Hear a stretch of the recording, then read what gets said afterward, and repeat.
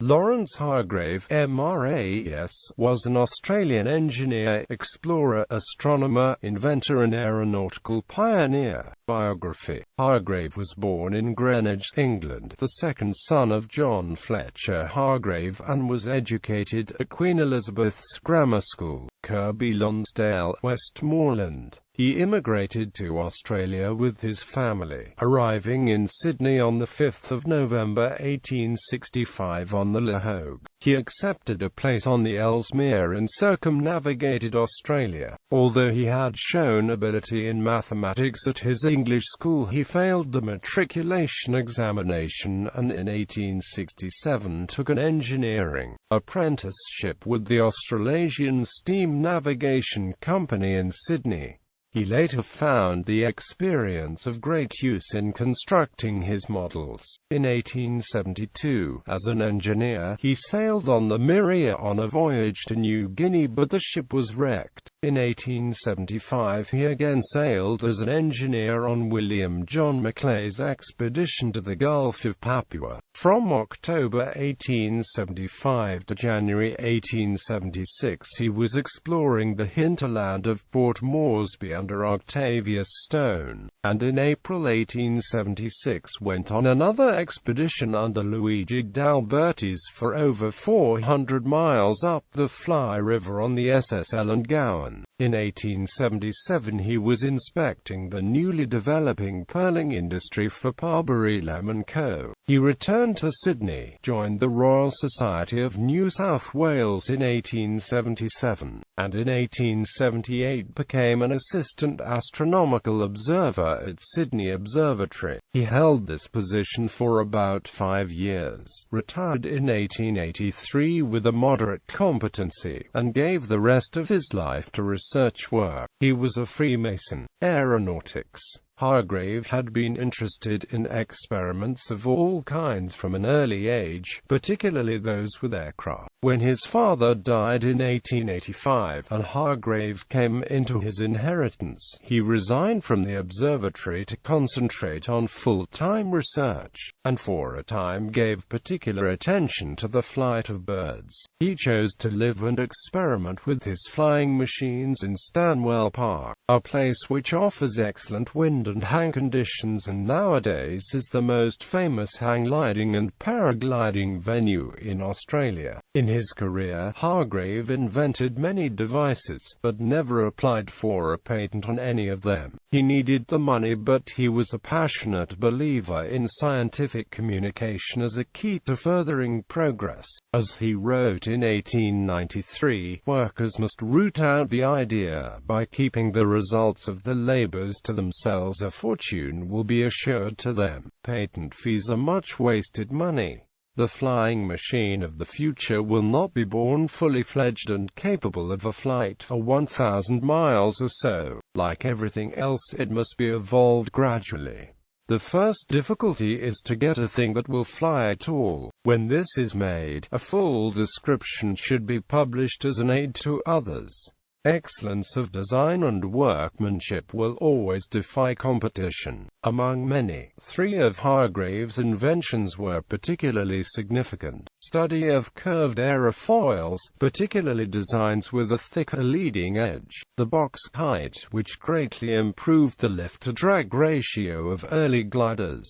Work on the rotary engine, which powered many early aircraft up until about 1920. He made endless experiments and numerous models, and communicated his conclusions in a series of papers to the Royal Society of New South Wales. 2 papers which will be found in the 1885 volume of its journal and proceedings show that he was early on the road to success. Other important papers will be found in the 1893 and 1895 volumes which reported on his experiments with flying machine motors and cellular kites. Of great significance to those pioneers working toward powered flight, Hargrave successfully lifted himself off the ground under a train of 4 of his box kites at Stanwell Park Beach on 12 November 1894.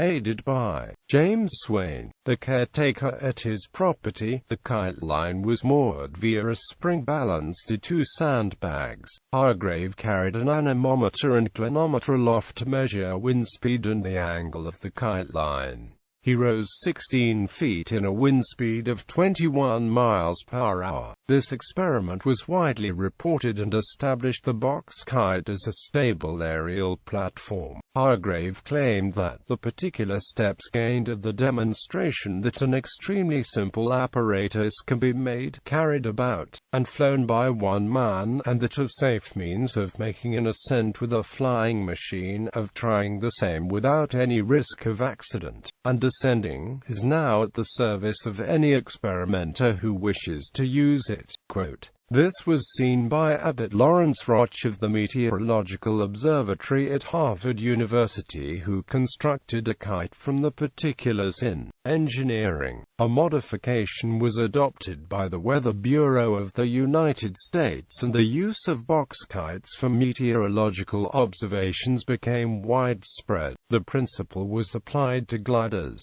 and in October 1906 Alberto Santos Dumont used the box kite principle in his aeroplane to make his first flight. Until 1909 the box kite aeroplane was the usual type in Europe. Hargrave had not confined himself to the problem of constructing a heavier-than-air machine that would fly. He had given much time to the means of propulsion. In 1889 he invented a rotary engine which appears to have attracted so little notice that its principle had to be discovered over again by the Seguin brothers in 1908.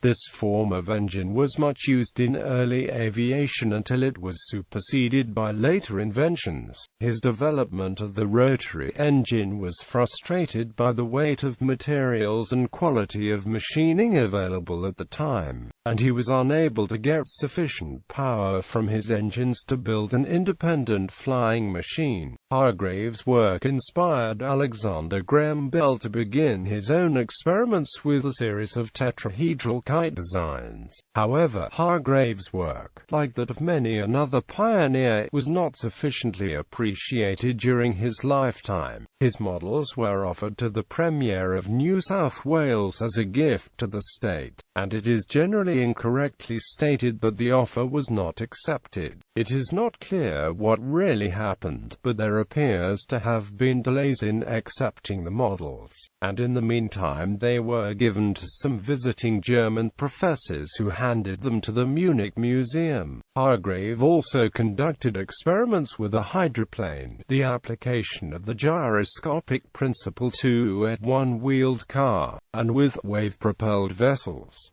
Hargrave's only son Geoffrey was killed at the Battle of Gallipoli in May 1915 during World War I. Hargrave was operated on for appendicitis but suffered peritonitis afterwards and died in July 1915.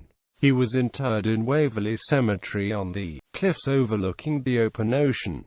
Hargrave was an excellent experimenter and his models were well crafted. He had the optimism that is essential for an inventor, and the perseverance that will not allow itself to be damped by failures. Modest, unassuming and unselfish, he always refused to patent his inventions, and was only anxious that he might succeed in adding to the sum of human knowledge. Many men smiled at his efforts and few had faith that anything would come of them.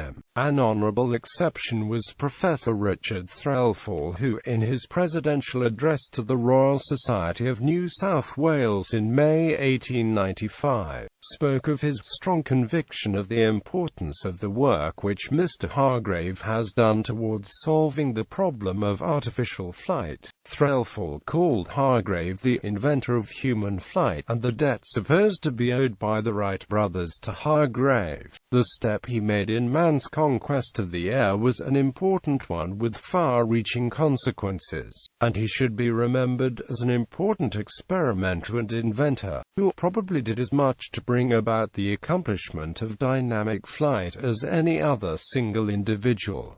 honours and memorials. An engraving of Lawrence Hargrave alongside some of his gliders appeared on the reverse of the Australian $20 banknote from 1966–1994. There is a memorial to him at Bald Hill overlooking Stanwell Park Beach. Lawrence Hargrave Drive is a road which stretches from the old Prince's Highway in Helensburgh to the bottom of Bulli Pass in Thirroul. A centenary celebration and reenactment was held in November 1994 to commemorate the man lift at Stanwell Park. The Lawrence Hargrave Professor of Aeronautical Engineering at Sydney University and the Hargrave Andrew Engineering and Sciences Library at Monash University are named in his honour.